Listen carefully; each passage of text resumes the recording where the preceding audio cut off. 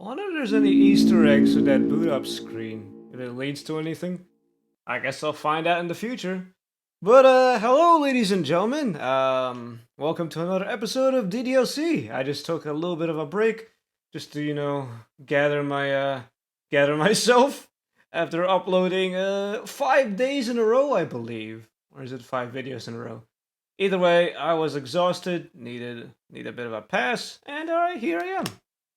Although that being said, I'm going to have to be just a little bit less animated than usual because I'm in the company of other people and they're trying to get some rest. So if I'm less bombastic, that's probably why. You know what? This will be a good experiment to see if I can, take it down a notch, Just sort of relax, be calm, be collected. Not suffer panic attacks every now and then every time I open up the screen. And I guess we'll just move on to day 3. Yes, that is most logical. I believe this one is the Yuri save file. And here is our second poem. Let's see if I can get a perfect Yuri. Intellectual. Climax. Eternity. Yuris are actually a lot more easier to get because they're a lot more wordy, tenacious, effulgent. These two, however, Sayuri and Natsuki, their words are kind of synonymous with each other. It's hard to get perfect with them. But Yuri, I'm fine with Yuri. Unrestrained, disoriented, vivacious, extraordinary. Oh! Okay, never mind. Sorry guys, I completely messed up. Oh well. I got other chances, right? Hopefully. Philosophy. No, that's a Sayuri one. That's unfortunately Sayuri's word. Universe.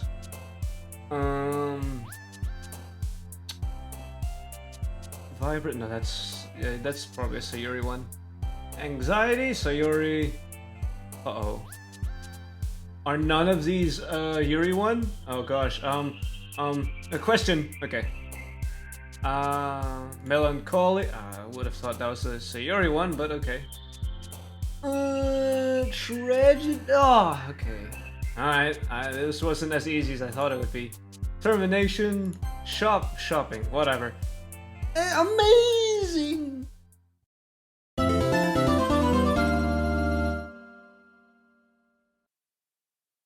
Hang on, I said I wouldn't get too ahead of myself. Alright, let's just be calm, collected. Another day passes and it's time for the club meeting already. I've gotten a little more comfortable here over the past couple of days. Entering the club room, the usual scene greets me. Hi, Inaro. Yo, Sayuri. Looks like you're in a good mood today. Please stay that way, Sayuri. Please. I'm just not used to you being in the club. That's all. I see. That's a pretty simple thing to get you in a good mood. But I guess it's always the simple things with you anyway. Sayuri isn't exactly a simple being, Ionaro. Speaking of which, I'm kinda hungry. Oh, here we go. Will you come with me to buy a snack?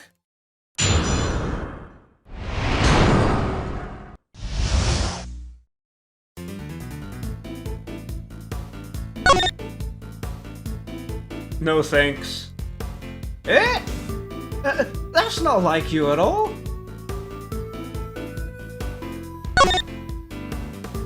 I have my reasons. Why don't we take a look at your purse, Sayuri? Eh? Why that all of a sudden?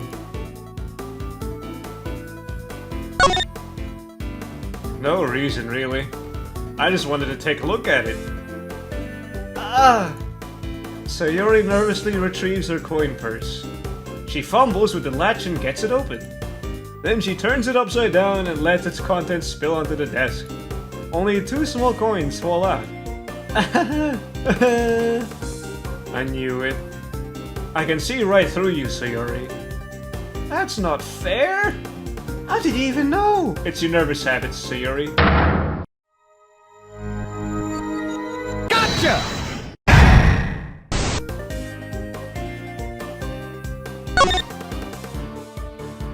It's simple. If you have enough money in the first place, you would have bought a snack before coming to the club room. So either you're not hungry and want an excuse to take a walk, or you plan to conveniently forget that you spent all your money so that I would lend you some. But there's just one more thing, Sayuri.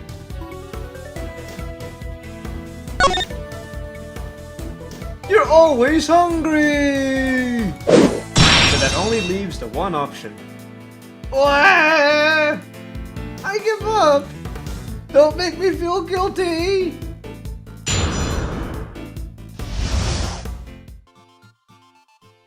If you feel guilty, that means you deserve to feel guilty, Sayuri. Yuri suddenly giggles. Eh? I didn't notice she was listening in. Her face is in her book as always. Ah, I wasn't listening or anything. Yeah, Yuri. Of course you weren't listening in. It was just something in my book. Tell Leonardo to let me borrow some money. Don't get me involved like that, Sayuri. Besides, you should only buy what you can responsibly afford. And frankly, after pulling a mischievous little stunt like that, your suffering is fair enough retribution. Woo! Spicy. Did I just... I didn't mean that. Oh, I got too absorbed into my book. I really like when you speak your mind, Yuri. Yeah, I should do that more often. It doesn't happen much, but it's a fun side of you. There's no way you could think that. You were right, though. I did something bad, and now I have to accept the revolution. Ooh, are you planning to join the Defiant Dragon, Sayuri?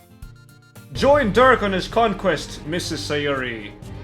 Retribution. That, yeah. I mean, similar thing. They both start with an R. Still, coming from you, Sayuri, I guess there's a little devil inside of all of us, isn't there? Hehehe. Don't let her fool you. Sayuri knows exactly what she's doing. After all, she told you guys she was bringing me to the club before she even told me. But you wouldn't have come if it weren't for the cupcakes. So I had to trick Natsuki into making them. Oh, come on, give me more credit than that, Sayuri. I mean, literature club sounded kind of fun, in all honesty. Yeah, that's what it was, fun. Out of nowhere, something smacks Sayuri in the face and tumbles onto the desk. Bwamp! Yeah! Ow! What was... a cookie! Sure enough, it's a giant cookie wrapped in plastic. Sayuri glances around for the perpetrator. Is this a miracle from God? Is it because I paid my restitution? Retribution, Sayuri. Actually, that one almost worked. I was just gonna give it to you. But then I heard you blab about the cupcakes. It was totally worth seeing your reaction, though. Natsuki! That's so nice of you! I'm so happy! Sayuri hugs the cookie. She hugs everything. Hug energy. Hug energy! Okay, I told myself I wasn't gonna get too animated, but you know what? I ain't suffering any revolutions or restitutions right now in real life, so maybe I can crank things up a notch. Jeez, just eat it. Sayuri rapidly tears open the wrapper and takes a big bite. Mmm, so good! Sayuri suddenly clasped her hands over her mouth. Did you bite your tongue? I bit my tongue!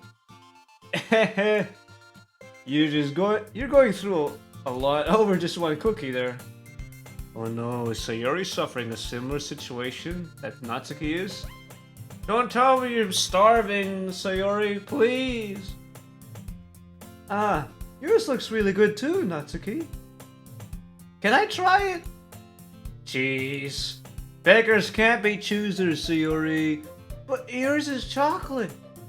Yeah, why don't you think I gave you that one? Fine. Still, I'm really happy that you shared this one with me. Sayuri gets out of her seat and goes by Natsuki, then gives her hug energy! Ah, jeez! I get it. Cookie still in hands, Natsuki reaches up to nudge Sayuri off of her. That's a weird sound. Sayuri suddenly leans down and takes a bite out of Natsuki's cookie.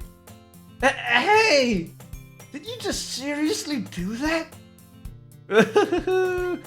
Mouth full, Sayuri trots away to safety. Yuri and I laugh as well. Jeez, you're such a kid sometimes. I'm having Iris flashbacks. You're such a kid! Monica, can you tell Sayuri... Eh? I know, right? Where is Monica? Suspicious Monica isn't inside of the classroom. Where is Monica anyways? Good question. Have any of you heard about her being late today?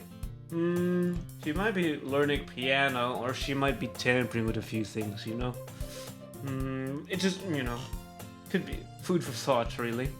Yeah, I haven't either. That's a bit unusual. I hope she's okay. I hope you guys are gonna be okay after this, though. You know? Actually, I hope that, after playing these side stories, maybe Monica might have a change of heart.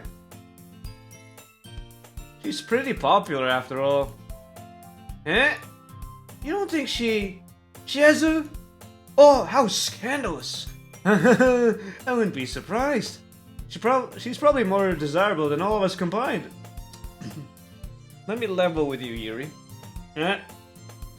Each lady here is as equally as desirable as each other. I'm totally not a simp. That's true. Excuse me? Suddenly the door swings open. Oh, sorry! I'm super sorry! Ah, there you are. Mysterious Monica? That's what the M is for, huh? Stands for mysterious. I hope you guys weren't worried or anything. No, I think it was just me. Mostly me, really. Worried about what you were doing. Monica chose the club over her boyfriend after all! You're so strong-willed! Boyfriend? What on earth are you talking about? Actually, Monica, that's right. There's other guys out here in your school that, you know, could be a better fit than Ionaro. Ionaro's just a bedhead, you know, only cares about starting a harem. He cares about history books more than he cares about relationship. I think he's a bad pick, honestly. Monica, pick your men better, honestly. Well, my last period today was study hall. To be honest, I just kind of lost track of time. That makes no sense, though. You would have heard the bell ring, at least. I must have not heard it since I was practicing piano. You must have been really slamming those piano keys. You couldn't hear the bell. I wasn't aware that you played music as well, Monica. As well? Oh, you played instrument, Yuri? Maybe? I don't really. I just kind of started recently. Ah, you can't lie to us. I see the third side story. You play piano pretty well. You should play something for us, Monica. Nah, sorry. Unfortunately, Natsuki's the only one that she wants to play piano to so far. Maybe once I get a little better, I will. Monica, are you kidding me? You hear yourself play? My gosh. Give yourself some confidence. That's so good. Okay? And you should probably, you know, do more compositions. Have you heard of Canon in D? I hear that really hits off with all the men and all the women in the world. They love Canon in D. The best song ever. Totally not overplayed. I won't let you down, Ionara. Monica smiles sweetly. Alright? I didn't mean any pressure or anything like that. Don't worry. I've been practicing a whole lot recently. And I really love the chance to share once I'm ready. I see. In that case, best of luck, Monica. Thanks. So I didn't miss out on anything, did I?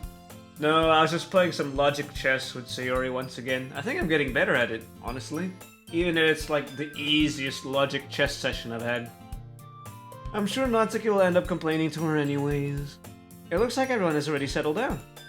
So Yuri somehow finishes her entire cookie. Yuri is back to her book, and Natsuki disappears into the closet. Hey, Yuri.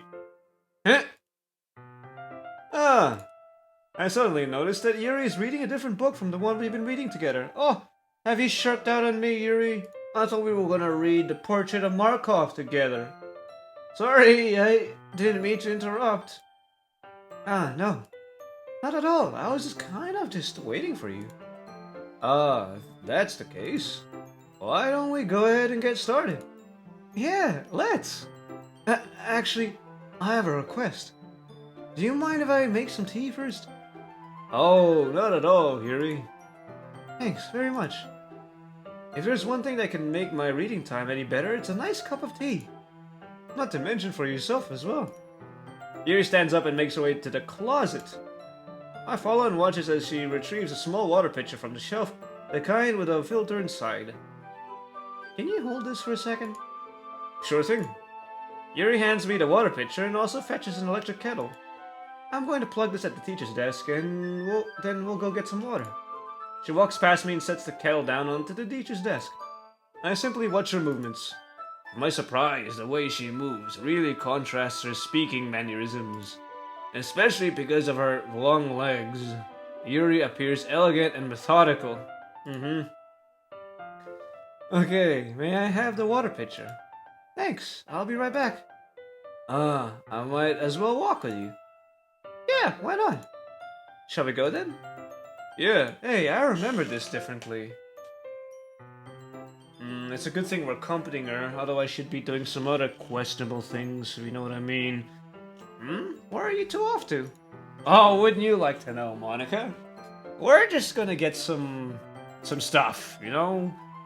Yuri was gonna make some tea, so... I suddenly realized how weird it sounds to explain this to Monica. We're just filling the water pitcher. Ah, okay.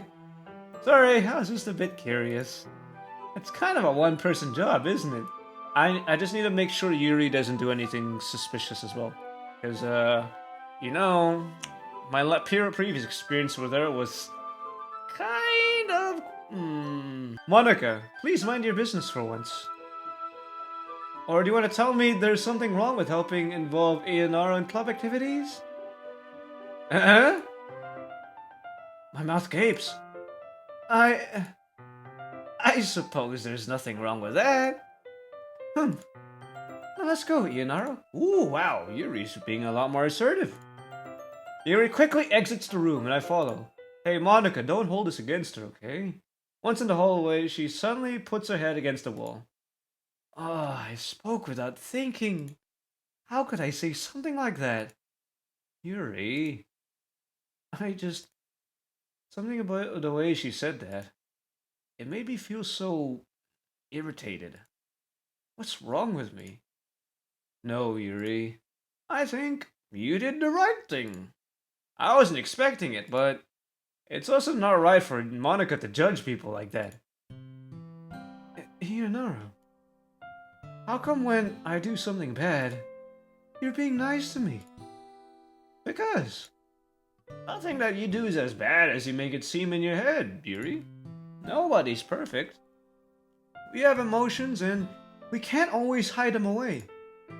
In fact, if you hide your emotions too much, it might burst like a balloon, and we know how that goes like with you, Yuri. But you always amplify things in your head. Your mind turns a light rain shower into a hurricane. No. Wouldn't you hate me for something as terrible as that? Hey, it happens to the best of us, Yuri. Why would I hate you? I can't hate someone for having emotions. In fact, embrace your emotions. What kind of friend would do that? Friend, do you say? Yuri lifts her head. Ionaro, I really like being friends with you. Thanks, Yuri. I like being friends with you too. I feel kind of awkward saying something like that. But I'm doing my best to help Yuri feel better. Anyway, yeah. Shall we go? Yeah. Yuri and I walk to the nearest water fountain. Once we fill up the water pitcher, we return to the classroom. Ionaro, do you like oolong tea? I haven't personally tried it, but yeah. Anything's fine. Very well. Yuri sets the temperature on the kettle to 200 degrees Fahrenheit? Or Celsius. Ooh, Celsius. Now it's time to get the teapot. You really do this properly, don't you? Of course. I shouldn't do any less when I'm making tea for others. Even if I'm not an expert or tea anything, honestly, it just tastes like bitter water that's been heated in a pan. In that case, you'll only be even more impressed. Well, perhaps I will. Yuri fetches the teapot and begins measuring the tea leaves. To my surprise, she even starts humming a little to herself. You must be in a good mood now. Is that so? I was letting it show. And you noticed. I was doing a bit of thinking, and I decided that I would try to express myself a little bit more. It turns out it's not very hard for me to do. When it's you that who's around anyway. That's great, Yuri. Just don't push yourself too much. You're always worrying about me, Ionaro. It's very endearing. Yuri wasn't kidding. I don't even know if I can keep up with this. I watched Yuri pour a cup of tea for each of us. Ionaro, I have another request. Do you mind if we sit on the floor today? You gonna try out a little bit of a Natsuki style? Huh? What is that? It's a little bit easier on my back, really. When I sit on the floor, I get angsty. The floor is cold, my bum hurts. I can read with my back against the wall rather than bending over my desk. Sorry, I didn't realize. Nah, if the floor was made of carpet, then I'd lie down and stuff. I just have back pain fairly regularly, so I do my best to manage it. Hey, by your posture, I wouldn't be surprised, Yuri. I mean, I wouldn't mind if you stood up straight. You don't have to give me that parfait girls pose. I wonder why that is. It's mostly because your posture, right? Always hunched over like that while reading? Yeah. I have terrible reading posture. So that's why we should sit on the floor. Fair enough. I'll go ahead and get the book. I retrieved the book from my bag. I have some chocolate as well. Oof. Did you steal that from Kara? It's a bag of small chocolate candies that I keep hidden from Sayori's candy radar. Better be careful I take it, since it'll go well with the tea. Chocolate and tea. It's a pretty decent combination. Yuri and I then sit against the wall, teacup at our sides. As if in sync, we assume the same reading position as last time, each holding one half of the book. Except this time, our bodies are even closer to each other. And the ship keeps sailing, hopefully doesn't hit the iceberg that is Monica. I can't see too well. Yuri slides closer until our shoulders are touching. Oh, how scandalous! How am I supposed to focus on reading like this? Hey, man up, Ionaro. This is plain old Chad stuff, okay? You need to grow up. Stop being a wimp, okay? You gotta accept it. It was kind of cute, but when she's being less apprehensive, it's more than I can handle. Your teacup. Yuri hands me my teacup. Holding it with my hand that's not holding the book, I end up in a position that makes it even harder to focus. Because now I have to worry about making sure I don't accidentally touch her book collection. Meanwhile, Yuri hasn't noticed a single thing. See? She doesn't find anything suspect with that. Ionaro, get your head out of the gutter, is all I can say to you. She wears her intense reading expression, and I can only presume the world around her has faded away. I use all my willpower to focus on reading, and nothing else. After a few minutes, I finally managed to relax it a little. I put the teacup between my legs and fumble with the chocolate wrapper. Sorry. I briefly let go of the book to finish opening the wrapper. You can have as much as you want. That's okay. I won't take any. Are you sure? This is Lindt chocolate, dude. This is the best. I like it. If I touch it, it might just get smudges in the pages. You're right. Book safety first. I didn't even think about that. My bad. No need to apologize. I'll hold the book, okay? Are you sure? Of course. Yuri opens the book with both hands.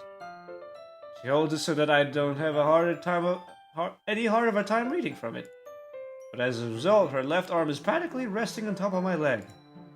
Well, in that case, Yuri's already totally focused on reading again. I take a chocolate candy and pop it into my mouth. Then I take another chocolate and I hold it up to Yuri. She doesn't even look away from the book. She simply parts her lips as if the situation was completely natural. But that doesn't mean I can't stop here. I apprehensively place the chocolate in her mouth. Okay, that'd be awkward even for me to do. For her. Just like that, Yuri closes her lips over it. Eh? Yuri's expression suddenly breaks. Did I just... Yuri looks at me as if she needs to confirm what just happened. Yunaro. Sorry. I guess I shouldn't have done that. You're getting out of yourself, Yunaro. That's... Well... You were just helping. Yeah, that's right. That's something that friends would do. No way friends would do that. My gosh. Especially to a girl. Woo! My friends would bully me for it. I mean... Not really in this kind of context, but... Yeah. That's all it was. Yeah, just a nice, normal friendship, Yuri. Then... You don't need to stop or anything. I see. The situation has gotten really tense. Yuri tries to return to the book. But I can tell just by her expression that she can't even focus now. What have you done, Ionaro? You've ruined her reading time. My heart is pounding. I nervously take another chocolate between my fingers. But this time, Yuri's eyes meet mine. No, don't make it any awkward, Yuri. Just focus on the book. Please. How did it even come to this? Yuri doesn't avert her gaze. I notice her chest rising and falling to the rhythm of her breaths. I raise my arm. Like before, Yuri parts her lips. But this time it's different. I take the chocolate and place it in her mouth. I feel her hot breath on my fingers. Okay, everyone! Oh, nice save, Monica. Oh! Yuri jolts back. It's time to share poems, guys! What are you two doing? I need to stop this right here. Ionaro, you can help Yuri put the tea stuff away, right? Yeah, of course I can. Okay, thanks. The spell is abruptly broken. I'll take care of the cups. Yeah, I'll take care of the chocolate. Yuri picks up the teacups from the floor. I pick up the bag of chocolates. In the end, we hastily clean up without so much of a word between us. I get the feeling this is something neither of us will have the courage to bring up. Just like that, it'll be forgotten. Who should I show my poem to first? Okay. Well, obviously Yuri first, because we're on the Yuri route. Let's see what you've written for today. I've chosen these words specifically for you, Yuri. I hope you like it. 20 completely disjointed words once again, but I think you wrote something similar to that at some point in some other lifetime. Yuri stares at the poem with a surprised expression on her face. Do you like it? Ionaro, this one might be even better than yesterday's. How did you even pick up on this so quickly? Just yesterday I was telling you the kind of techniques worth practicing. Maybe that's why I took your advice to heart. You did a good job explaining. I really wanted to try giving it more imagery. Yuri visibly swallows. Game-wise, I also picked more, words for Yuri as well, so in a way, it did get better. I'm not used to this. Used to what? Very good poems? I know, Ionaro is a nice, literature genius right here. He tries to deny it and hide behind the guise of a harem, but he writes some pretty poetic stuff. Yuri breathes and collects her thoughts. I know that Yuri likes to think before she speaks, so I offer her that patience. Yeah, just being appreciated like this, I guess. It probably sounds really stupid, but seeing someone motivated by my writing, it just makes me really happy. Are you saying you've never shared your writing before? Yuri nods. Really? I don't believe it. I only really write for myself. And besides, people would only just laugh at me. Do you really think that? Again, Yuri nods. Even your close friends? Even this literature club? Oh, I think Natsuki would definitely laugh at you, but Sayori and Monica would probably say this is pretty good stuff. Yuri doesn't respond to that. I wonder why. Anyway, you want to share the poem you wrote for today? Yeah, I do. If it's alright with you. Okay, let's see if I can decipher this. The raccoon. It happened in the dead of night while I was slicing bread for a guilty snack. My attention was caught by the scuttering of a raccoon outside my window. That was, I believe, the first time I noticed my strange tendencies as an unordinary human. I gave the raccoon a piece of bread, my subconscious well aware of the consequences. Well aware that a raccoon that is fed will always come back for more. The enticing beauty of my cutting knife was the symptom, the bread, my hungry curiosity, the raccoon, an urge. The moon increments its phase and reflects that much more light off of my cutting knife. The very same light that glistens in the eyes of my raccoon friend, I slice the bread, fresh and soft. The raccoon becomes excited, or perhaps I'm merely projecting my emotions onto the newly sated animal. The raccoon has taken to following me. You could say we've grown quite used to each other. The raccoon becomes hungry more and more frequently, so my bread is always handy. Every time I brandish my cutting knife, the raccoon shows me its excitement. A rush of blood. Classic Pavlovian conditioning. I slice the bread and I feed myself again. Okay. See, after going through the second run of my first playthrough, I know what Yuri's into, if that makes sense. Actually, I don't know if her little interesting quirk to her was because Monica was messing with the second run through, or if she's always been like this. But basically, the raccoon is like her desire or her reaction to the fetish, which is the knife. And the bread is her own flesh, I guess. I don't know if it's like actually true or if it's the result of her being messed up in the second playthrough, but this is almost like an indirect confession in a way that she's into stuff that most people aren't and would question her for it. I don't know, that's what I got out of it. I was a little more daring with this one than yesterday's. I can see that. It's a lot more metaphorical. I don't know if it's my fault, but I can't even begin to imagine what this poem is about. You probably don't want to know. I probably don't want to know either. That's right. It's a bit closer to my preferred writing style. Using the poem as a canvas to express vivid imagery and conveying emotions to them. Yeah, if I take it at face value, then I can't even figure out what that's supposed to mean. Well, I think it's something that different people can relate to in their own way. I wanted it expressed the way it feels for me to indulge in my more unusual hobbies. Yeah, that's what we'll call them. It's those sorts of things that I'm usually forced to keep to myself. So I sometimes enjoy writing about them. Why do you keep them to yourself? Because... oh, they're embarrassing.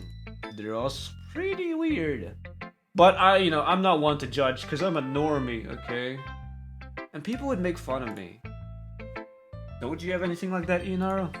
I mean, I guess one of my very unusual hobbies is, making YouTube videos, in all honesty. I think people would judge me for that nowadays. What? You do YouTube?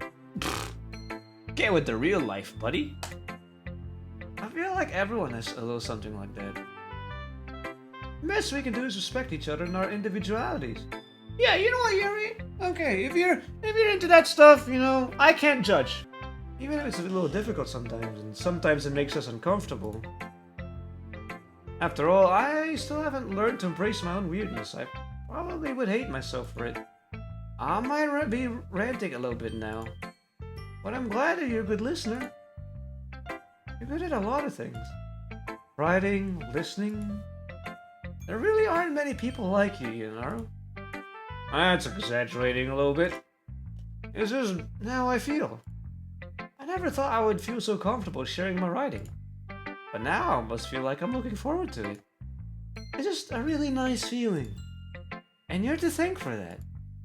Oh, it's nothing, really? Yuri smiles sincerely at me. For just a moment, her timidness seems to disappear. Okay, now we'll go to Monica. Alright, Monica, let's see what... Sorry I made things a little awkward before, but you know, it is what it is. Hi again, Leonardo. Hello, Monica. How's it going? Alright, I guess. I'll take that, as long as it's not going bad. I'm happy that you're applying yourself. Maybe soon you'll come up with a masterpiece. I wish I could. If there was a way to write a Monica poem, I'll give it a shot. Why not? You never know. Want to share what you wrote for today? Sure. Here you go. I give my poem to Monica. Alright! This one's really good. It feels like you're not only getting more comfortable with your style, but the imagery is way better than the last one I read. Just wondering, but have you been finding inspiration in Yuri's writing style? That's totally what it was. Yes, I was inspired by her writing style. Yeah, totally the truth. Although, you can't deny that she's talented. That is true as well. Yeah, totally. I think our poems are the most romantic. That's the best way to describe it. She's like a totally different person when she picks up a pen. I noticed that too. And when she's talking about literature, it's like a light turns on inside of her. Sadly, it's hard to get much personal conversation out of her. Trust me, I've tried. Who knows what's going on in that little head of hers? I hope you don't mean that in a bad way, Monica. No, of course not. I just mean that I wish she didn't keep so much of herself. But still, defending her like that, you must be pretty into her. Oh, not at all. You completely misunderstood. Calm down. I'm kidding. Besides, I'm pretty sure she's already got a boyfriend. Wait, really? Yeah, a fictional one anyway. Oh, I think you gave yourself away there, Monica. Ionaro. Monica kind of whispers that last part to me. It's just a hunch, but... Well, there's not really anything wrong with that. Oh, well, I know. I was just saying. But anyway, you want to read my poem now? I like the way this one turned out, so I hope you do too. Alright, let's take a look. Save me. Aw, I wish, Monica, I wish.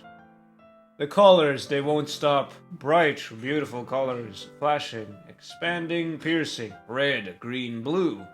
An endless cacophony of meaningless noise. A noise, it won't stop.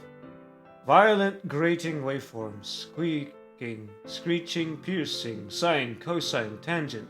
Like playing a chalkboard on a turntable. Like playing a vinyl on a pizza crust. An endless poem of meaningless noise. Load me. Load? Load you. Hang on. That was different, wasn't it? Was it save me? Or really was it load me? Weird. Anyways, this is probably like Monica's like little epiphany or realization of her reality slowly deteriorating her perception on, you know, what is real, you know, what is worth any of my time anymore. It's sad, really, because pre-Epiphany Monica, she used to be like so wholesome and stuff, and then this Epiphany's just ruined her, you know? And it's gonna ruin Sayori soon as well. Man, Monica, I wish I could save you. Only through mods, though. Only through mods. It's even more abstract than your last one, huh? It's cause you're a bit of a dolt, Ionaro. You wouldn't understand. You and your puny Sims brain. I guess it's just the way I write. I'm sorry if you don't like it. No, I didn't say anything like that. It's just kind of a weird thing that I've never seen before, I guess. I kind of like playing with my space on the paper. Choosing where and how to space your words can totally change the mood of the poem. It's almost like a magic. The way I wrote the lines really short makes it seem like they're trying to speak over the noise. I see. It's still hard for me to tell what it's about, though. Sometimes asking what a poem is about isn't the right question. A poem can be as abstract as a physical expression of a feeling, or a conversation with the reader. So putting it that way, not every poem is about something. Anyways, here's Monica's writing tip for the day. Sometimes you find yourself facing a difficult decision. When that happens, don't forget to save your game. TK35. You'll never know when you might change your mind, or when something unexpected may happen. Thanks for that. I will, thanks for that advice. I think I'll say it here. Thank you. Thanks for reminding me. Monica, I knew you were always looking out for me. Every time my game crashes and I forget to save, I always feel distraught. Thank you for reminding me. Wait, is this tip even about writing? What am I even talking about? That's my advice for today. Weird. It's like... Do you have like a split sort of personality thing going on? Like, there's a version of Monica that is like sane, and that's like the side story Monica, but there's another side of Monica that's slowly growing in potency. The side of Monica that saw the world as fake. Anyways, let's go Sayori! Alright. Hello Sayori. What can I do for you today? Do you want me to be your friend? I can do that. I like this one, Ionaro. It has some nice feelings in it. Oh, I'm glad. Does that mean it's better than yesterday's? Let me think. I don't know. I guess I like them both. That's not very helpful, you know. Well, I'm not very good at figuring out if poems are good or bad. But that's why I just go by my heart. It makes me feel things, and it must be a good poem. I'm not sure if that's exactly how it works. And I guess conveying feelings is a pretty important part of this whole thing. Yeah, maybe. Honestly, I don't know what kind of writing you like in the first place. Yeah, me neither. She's like a balance between... She's actually... Sayori's all about emotion. So Yuri is about like deep philosophical expressions. Sayori's all about emotions. And Natsuki is about simplicity. Actually, Sayori's got a bit of Yuri and Natsuki's writing styles, because she's about expressiveness, but she does it in a somewhat simpler way than Yuri's, you know? Yeah, right. But you're always thinking about other people. You need to think about yourself once in a while. Yeah, you tell her, Ionaro, think of yourself, woman. If you don't, you might end up getting hurt at some point.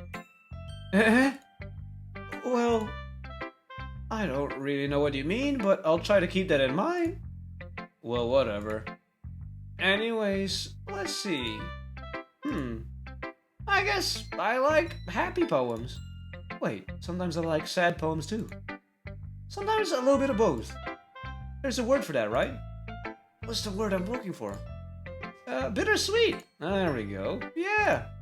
I like things that are happy and things that are sad. happy, and sad. I can't see you liking something sad, Sayuri. I guess you haven't hung around with her for too long. Hung around?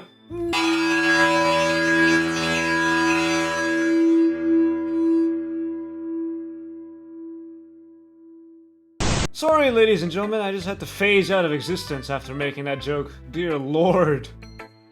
I like happy the most.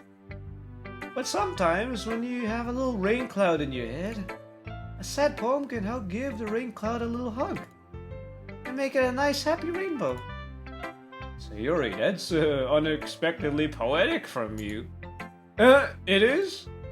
Maybe I'm getting better at expressing my feelings after all. Thanks, Ionaro. I should go write that down then. You can read my poem now, okay? Here we go, bottles. I pop off my scalp like the lid of a cookie jar. It's the secret place where I keep all my dreams. Little balls of sunshine all rubbing together like a bundle of kittens. I reach inside with my thumb and forefinger and pluck one out. It's warm and tingly, but there's no time to waste. I put it in a bottle to keep it safe. And I put the bottle on the shelf with all the other bottles. Happy thoughts, happy thoughts, happy thoughts in bottles, all in a row. My collection makes me lots of friends. Each bottle a starlight to make amends. Sometimes my friend feels a certain way. Down comes a bottle to save the day. Night after night, more dreams. Friend after friend, more bottles.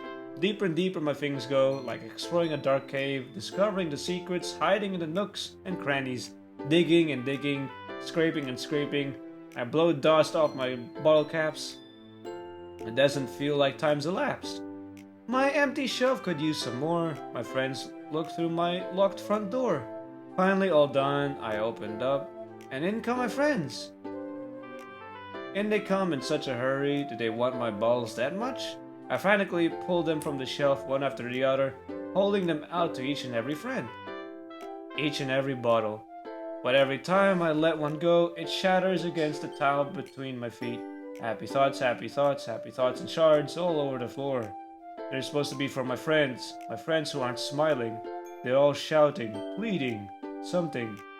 But all I can hear is echo, echo, echo, echo, echo, inside my head. Okay.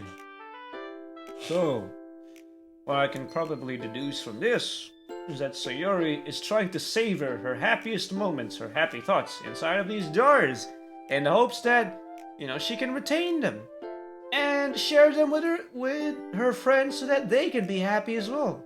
But every time she tries to gather her happiness, it shatters.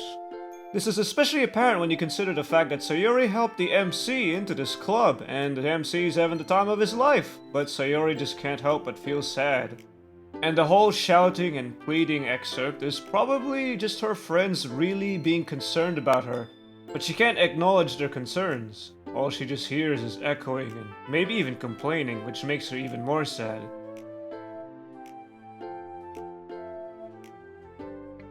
Holy crap! Sayuri, did you write this? Of course I did! Didn't I tell you yesterday I was gonna write the best poem ever? Yeah, but I wasn't expecting something like this coming from you. Monica told me a whole lot. Oh, be careful what she says, Sayuri. She could say some things that might make you more depressed. I haven't really in touch with my feelings recently. I see that. It's almost kind of creepy. Creepy? Well, not exactly. Maybe because I'm so used to you being cheerful. Well, never mind. I'm thinking way too hard about it. No, explore! Dude, reach out, savor! The point is, it came out good, so you should be proud of it. Aw, thanks. I feel like I was meant to express myself this way. It even helps me understand my own feelings a little bit better. Writing is like magic. You've gotten pretty passionate about this, huh? I hope you can keep it up. Yeah! Writing's the best!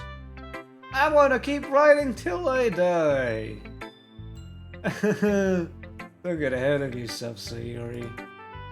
Sayuri always has a habit of getting obsessed with something before dropping it no more than a week later. I wonder if this is one of those times. but seeing that passion in her eyes makes it hard for me to be pessimistic. Alright, here's my harshest critic ever. Natsuki. Alright, Mrs. Gordon Ramsay of poetry, what you gonna say to me? You gonna call me an idiot sandwich? Well, I can admit that it's better than the last one.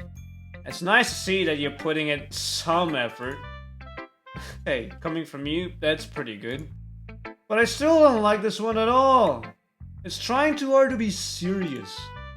Huh? What do you mean by that? Poems don't need to be all deep sounding to express something, you know? It's gonna just sound like you're forcing it unless you really don't suck at it. Honestly, don't bother trying to write poems like this until you're on Yuri's level. Natsuki stops all of a sudden. Don't tell me. You're not just trying to impress Yuri, are you? What are you talking about? Hey, keep your voice down. You're giving me away. You know, Yuri would love this angsty. Just because she's a talented writer doesn't mean... you're really riling her up, you know? I somehow struck a nerve. What I did is beyond me. Dense protagonist, you know? I am so done with you. Natsuki shoves the poem I handed her back over to me. Take your stupid poem. If you wrote it for someone else, just don't show it to me. Ouch. This is what I get for letting a young girl step into my business? Unless I was a mind reader, I was destined to be in a world of pain from the start.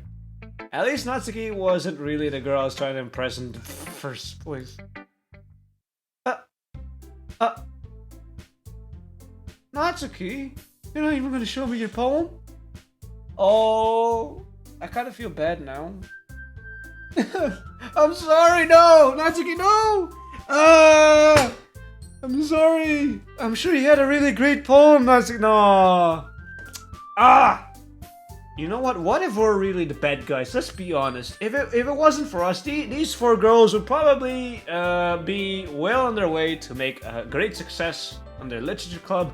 And then all of a sudden, I'm just disrupting everything. I'm the disturber of the peace. Honestly, you and I should just go. I have something extra planned today, so if everyone could come and sit at the front of the room. Is this about the festival? Well, sort of. Ugh. We really have to do something for the festival? It's not like we can put anything together anything good in just a few days. We'll just end up embarrassing ourselves instead of getting any new members. That's a concern of mine as well. I don't really do well with last minute preparations. Don't worry so much. We're gonna keep it simple, okay? We won't need much more time than just a few decorations. Sayuri has been working on posters, and I've designed some pamphlets we can give out during the event. Okay, that's like great and all, but that doesn't tell us what we're actually going to be doing for the event. Sorry, I thought you heard about it already. We're going to be performing! Oh, performing. Okay, now, I've taken drama class, so I can perform. You want me to do some Romeo and Juliet? I can be Romeo. Yuri can be Juliet. Monica? Yeah, we're gonna be having a poetry performance. Each of us are gonna choose a poem to recite during the event. But the cool part is, we're also gonna let everyone else come up and recite their poems too. So Yuri's putting it on all the posters just in case anyone wants to prepare ahead of time. Hehehe. So Yuri, who's been coloring a poster, holds it up for all of us to see. Are you kidding me, Monica? You didn't already start putting those posters up, did you? Well, I did. Do you really think that it's that bad of an idea? Well, no. It's not a bad idea. But I didn't sign up for this, you know? There's no way I'm gonna be performing in front of a group of people like that. I agree with Natsuki. I could never in my life do something like that. Imagining it, Yuri shakes her head in utter fear. Guys? No, Sayuri. I understand where they're coming from. Remember that Natsuki and Yuri have never shared their poems with anyone until just a couple of days ago. It's a lot to ask of them to recite their poems out loud to a whole room full of people. I guess I kind of overlooked that. So I'm sorry. But I still think we should give it our best. We're the only ones responsible for the fate of this club. Yeah, not Ianoro. Let me just sidle out, you know. Have fun, you guys. When we start the event and each put on a good performance, they'll inspire others to do the same, and we'll get more members. And the more people who perform, the better we'll be able to show everyone what literature is all about. Yeah! It's all about expressing your feelings, being intimate with yourself, finding new horizons, and having fun! That's the club's vision. Hey, nice. Nice callback. It's those reasons that we're all in this club today. Don't you want to share that with others? To inspire them to find the same feelings that brought you here in the first place? Respect, understanding, trust. I know we all do. And if all it takes is standing in front of the room for 2 minutes and reciting a poem, then I know you can do it. Natsuki and Yuri remain silent. Sayuri looks worried. I guess that leaves me no choice. Hey, I agree. I don't think it's too much to ask, you guys. I think that Sayuri and Monica have been trying really hard to get new members. The least we can do is help them out a little bit. Well, maybe, but... It looks like Natsuki doesn't have any arguments left. Okay, fine. I guess I'll just have to get over it. Alright. Phew. Thanks, Natsuki. What about you, Yuri? Yuri dejectedly glances around at everyone else's expectant faces. I guess I really don't have a choice. That's everyone. Well, it is everyone, but I don't think they're really on board. This club is seriously gonna be the death of me. Oh, ain't that the truth, Yuri? Oh gosh. You'll be fine, Yuri. But anyway, let's move on to the main event. I want each of you to choose a poem of yours. We're gonna practice reciting them in front of each other. No way! Monica! This is too sudden. Well, if you can't even recite your poem in front of the club, how do you expect to do it in front of strangers? Oh no. Don't worry. I'll start off to help everyone feel a little more comfortable. Can I go next? Of course. Now let's see. Monica flips through a notebook to the specific poem she had in mind for herself. She then stands behind the podium. The title of this poem is The Way They Fly. Monica begins reciting her poem. Her clear, confident voice fills the room. More than that, her inflection is pristine. She knows exactly how to apply emotion behind each line she recites, bringing the words to absolute perfection. Is this something she's done before, or is she simply natural? I glance around me. Everyone has their eyes on Monica. Sayuri looks amazed. Yuri has an intense expression on her face that I just don't understand. Well, what about Natsuki? What does she think? Finally, Monica finishes the recitation. The four of us applaud. Monica takes a breath and smiles. That was so good, Monica. Thank you very much. I was just hoping to set a good example. Are you ready to go next, Sayuri? I'll go next. What? Whoa, Yuri's fired up all of a sudden. Yuri clutches a sheet of paper behind her hands and stands up. Keeping her head down, she walks quietly over to the podium. This poem is called... Yuri anxiously glances at each of us. You can do it, Yuri. It's called After Image of a Crimson Eye. Yuri's voice shakes as she starts reading the poem. Just a moment ago, she practically refused to do this. Why is she suddenly putting in so much effort? As Yuri gets past the first couple of lines, her voice changes. It's almost like what happens when Yuri gets absorbed into her books. Her quivering words transform into the sharp syllables of a fierce and confident woman. The poem is full of twists and turns in its structure, and she enunciates with perfect timing. This must be the rare glimpse into the whirling fire Yuri keeps concealed inside of her head. Suddenly, she's finished. Everyone is stunned. Yuri snaps back into reality and glances around her as if she bewildered even herself. It's up to me to save the situation. I'm the first to start applauding. Oh yeah! Everyone joins me afterwards, and we give Yuri the recognition she deserves. It's not like we didn't want to applaud for her, but we were caught so off guard that we might have just forgotten. And as we applaud, Yuri holds the poem to her chest and rushes back to her seat. Yuri, that was really good. Thank you for sharing. Looks like Yuri is down for the count. Okay, I guess I'm next then. Sayuri hops out of her chair and cheerfully walks to the podium. Did Natsuki just leave? This one's called My Meadow.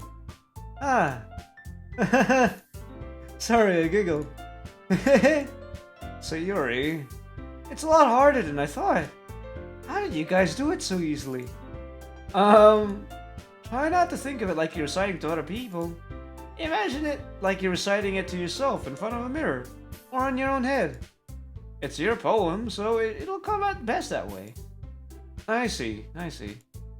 Okay then. Sayuri begins her poem. Somehow it feels like her soft voice was made a perfect match. The poem isn't aimlessly cheery like Sayuri is. It's serene and bittersweet. If I were to read this on paper, I probably wouldn't think much of it. But hearing it come from Sayuri's voice almost gives it a whole new meaning. Maybe this is what Sayuri meant when she said she likes my poems. It's like I get to reach more deeply into someone I thought I knew and through. Sayuri finishes and we all applaud. I did it! Good job, Sayuri. Even Ianaro liked it. I guess that's a good sign. What does that even mean? It came out nicely, Sayuri. The atmosphere of the poem fits in really nicely. But it might be that other poems wouldn't work quite as well with that kind of delivery. I don't really understand.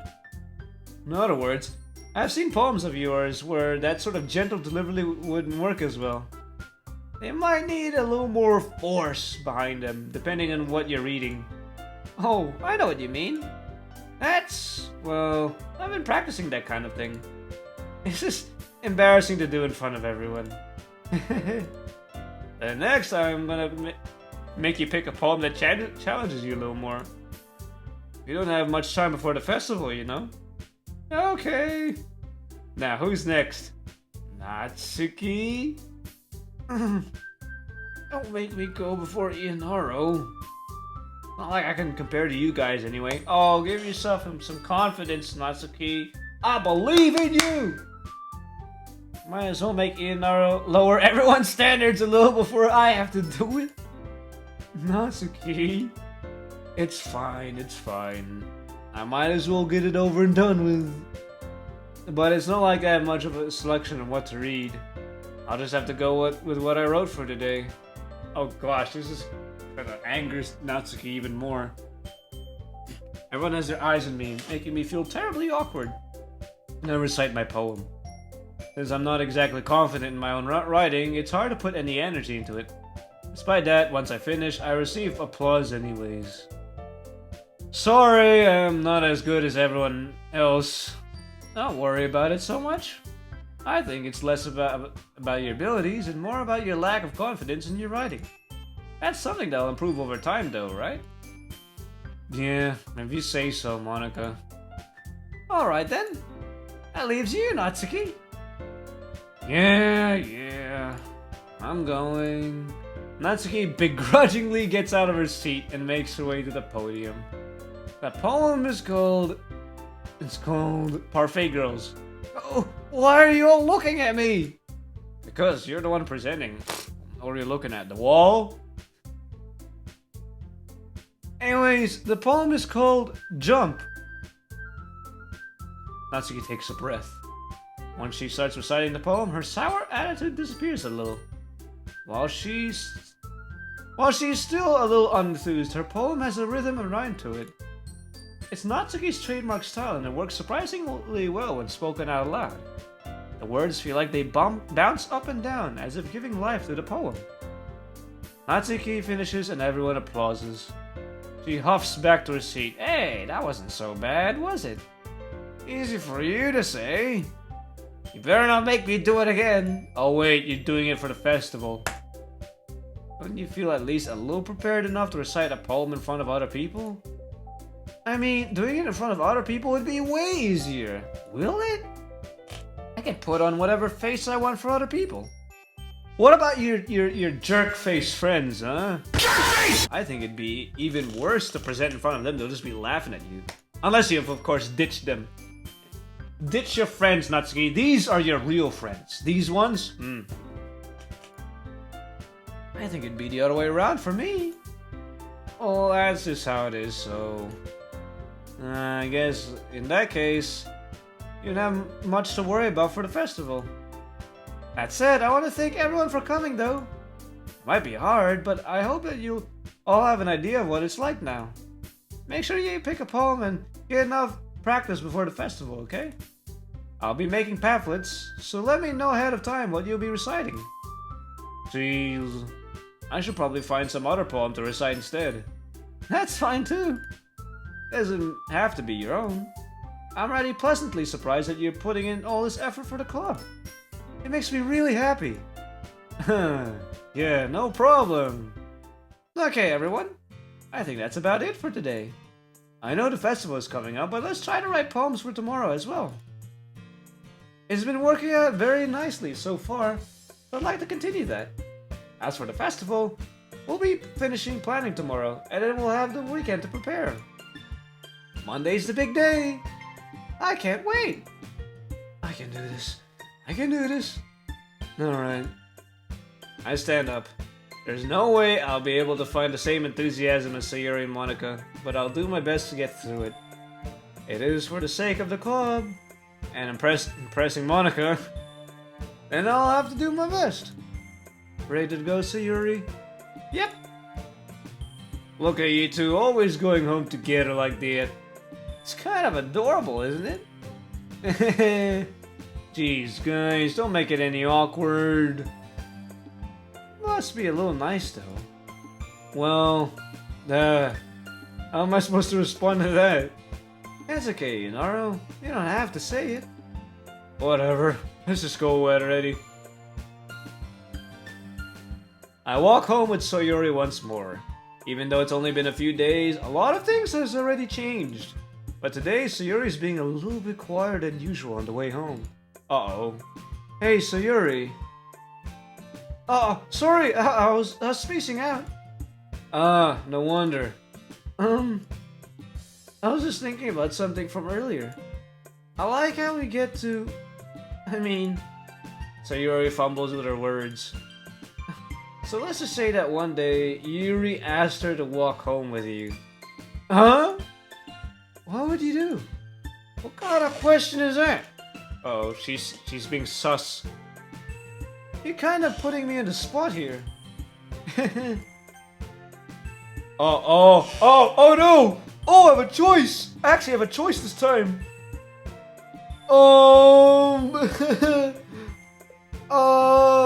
I'm on the Yuri route. I have to be dedicated to Yuri, okay? So sorry, Sayuri, please. Don't take this the wrong way, okay? Walking home with Yuri, huh? It would be kind of impolite to decline. I always walk with you, Sayuri. Why does the thought of that make my heart pound? Given how hard it is for her to socialize, I'd feel awful for turning her down, so... Isn't she so beautiful and smart? That has nothing to do with what I just said. Yeah, it's out of courtesy, you know? You even admitted it. Jeez. There's not even any point in speculating something that's never gonna happen, Sayuri. Oh, you never know. Well, maybe. But I just like to think about it. It's not long before you won't need me anymore, you know? Need you? Sayuri, I can't figure out how you're seeing things in your head right now. Sorry. Everyone is different. Nobody in the club is a replacement for you. Yeah, I mean, even if Ianaro goes for anybody else, you're still my best friend, Sayuri. That's a place no other girl can take. Okay, you're my bro. All right, you're in for that bromance, Sayuri. If you say so. The conversation trails off, and I'm left feeling awkward. But it was kind of her fault for trapping me with such a weird question. I can't just lie to her. But if there's something that makes her happy, I would hate to take that away from her. That's why I said there's no point in speculating. And again, the festival is only a few days away. Who knows what will happen that time? Oh dear. Okay. I shall make a save. This is the Yuri save. And I shall go back to... Is this the Natsuki one? Yeah. Alright. Now, let's tackle Natsuki. Hopefully, Natsuki, you can give me your poem this time, yeah? Hopefully, Yuri can give me hers as well. Alright. Let's see if I can do... a perfect Natsuki. Ah! Already messed up.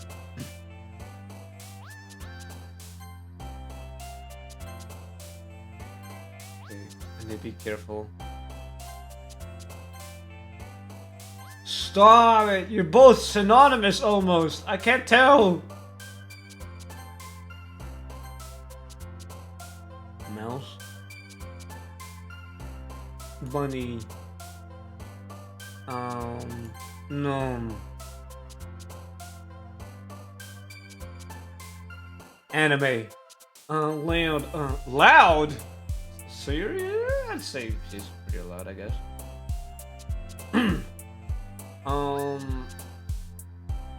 Please. Oh no, am I making a Sayuri poem right now? A kitty. A giggle.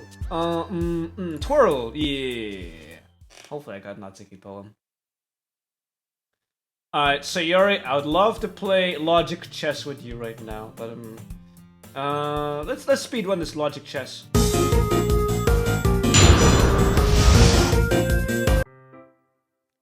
Hello, Natsuki. Are you gonna like my poem now? It's not long before Natsuki comes up to me expectantly. Yeah. Don't worry, I kept my promise. I pulled the first volume of Parfait Girls out from my bag. AKA DDLC, but in anime form, or manga form.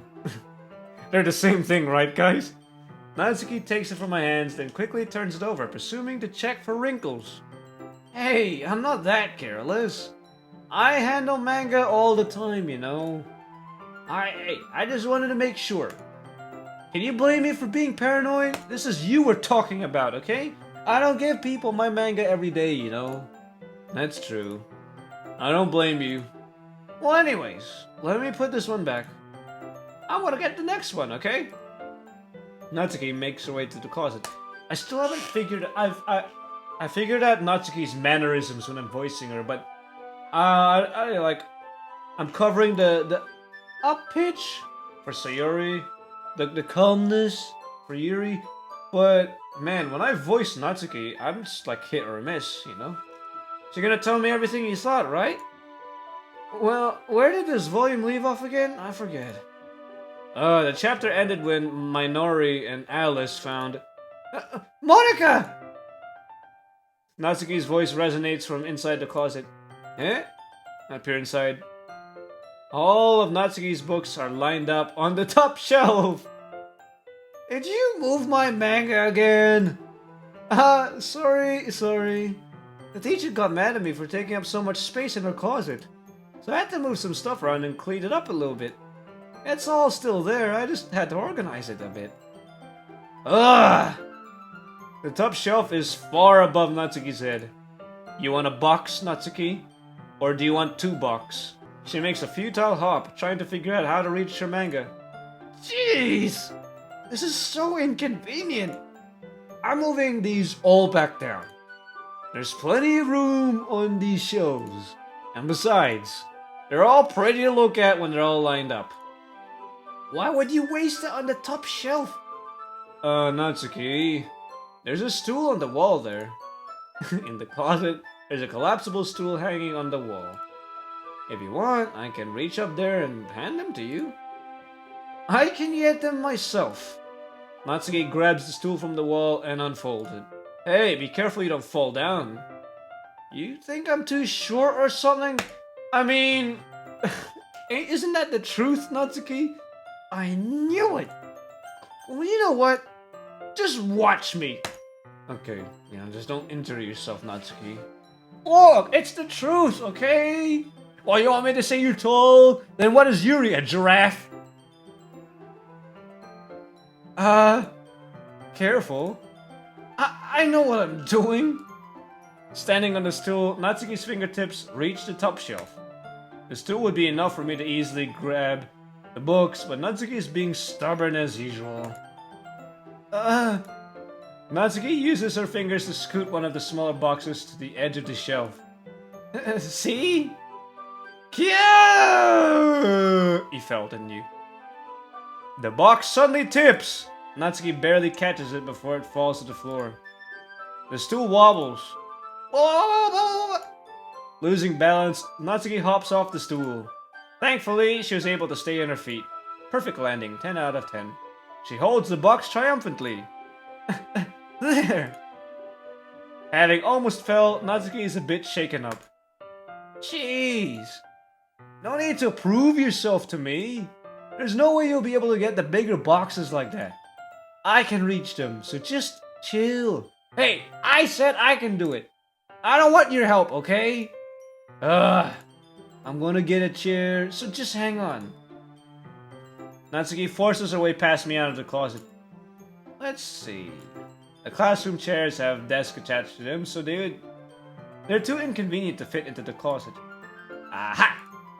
Natsuki trots over to the teacher's desk, which has a computer chair behind it. She rolls it on its wheels over... No, it has wheels! That's like a recipe for disaster. It's a little dangerous since the chair swivels and rolls. But I've already learned my lesson, so I'll just keep my mouth shut. Ush! Natsuki climbs onto the chair and slowly balances on her feet. Nope. This is gonna turn out wrong. Natsuki's gonna snap her neck and gonna charge at me with pixelated eyes and eat me alive. There we go. See? I can do it easily now. Natsuki grabs a stack of manga and bends down to put it on the bookshelf below. The chair swivels. Natsuki catches herself onto the shelf. Oh, what are you doing? Can you at least hold the chair steady instead of sitting and doing nothing?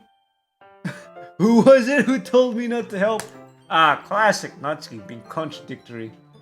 Yeah, I got you, Natsuki. Don't worry. I hold the chair while Natsuki reaches back up. I can almost see up her skirt. Gah! I forced myself to turn away. Natsuki seriously didn't think this through. Once she realizes that, I'll be dead. Natsuki wraps her arms around the Parfait Girls box set, easily the largest one on the shelf. Heavy. Hey, Ionaro. I don't think I can bend down without falling. Hurry and take this one. Huh? But then I'll have to let go of this chair. That's fine. It's just for a second. Hurry up. Alright. Let me just stand up. I slowly release my grip from the chair. What do you mean, stand up? Natsuki looks down on me. Why are you all the way back? No, Natsuki, no, I was trying to look away. Natsuki looks like she just realized something, but she loses her balance if she moves. Natsuki, the box! What are you looking at, you idiot? You're trying to look at my... Natsuki's legs shake. Hey, I'm not... I was looking away. Natsuki, don't try to move. Just give me the box for crying out loud, lady. You... Gento. You set me up. Go away. Get out. But... I'll do it myself. The chair suddenly swivels beneath Natsuki's feet. Natsuki! Kya! The scene turns into chaos in a split second. The chair flies from beneath Natsuki's feet. Frantically, I try to catch her. The box topples out of her hands and the books go flying all over the place. I got you! Crash. Uh-oh. We both died. The end. The full force of Natsuki's body against me throws me to the ground. A whole bunch of books pelt me in the face. Natsuki tries to shield herself with her own arms as her face lands straight into my chest. My right arms and my back seriously feel the impact. Slowly, Natsuki comes to her senses. She presses her arms straight into me and to prop herself up. Natsuki seems to realize that it's not the floor that's beneath her. No. Gross! Gross! A fist pounds into my chest. Natsuki then hoists herself to her feet. What were you thinking? You sicko! Everything okay over there? This is your fault, Monica! Why are you putting the book so high? I heard a loud noise. Monica suddenly peers in. Monica! See what happens when you put the manga on the top shelf? Are you trying to kill your club members or something? Jeez! Oh, sorry. Hey, you don't look sorry, Monica. This was on purpose. Oh, and one more thing. It seems your most recent club member is a total pervert. So I hope you're happy. I didn't. I swear. Okay? Natsuki, you're getting ahead of yourself. I didn't do anything, I swear. I know. Don't worry. Monica says that quietly to me. Yeah, she knows. She was eavesdropping. Looks like I'm off the hook. Oh, no! My. Eh? I look down. Natsuki's kneeling on the floor holding one of the books that are scattered all over. There's a large diagonal crease along the page that she was desperately trying to smooth out. Ah, must have landed on the page. Natsuki tries a bit more to fix the crease, but she can't get it out. Suddenly, she gives up and slams the book shut, then throws it onto the floor.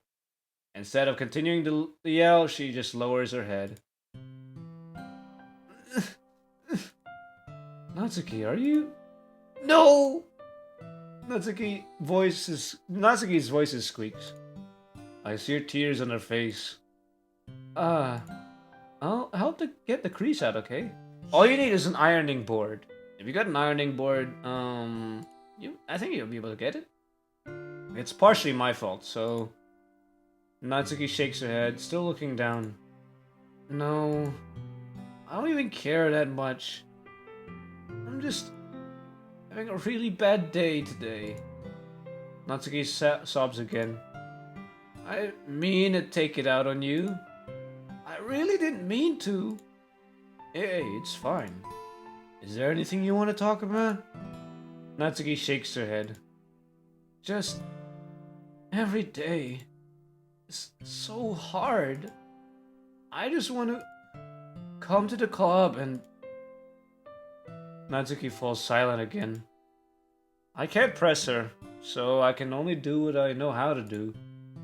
Alright. Well, I'll help clean this up. And I'll move the rest of the manga for you. I pick up volume 2 of Parfait Girls. We'll set this one aside. This'll help you cheer you up a bit, alright?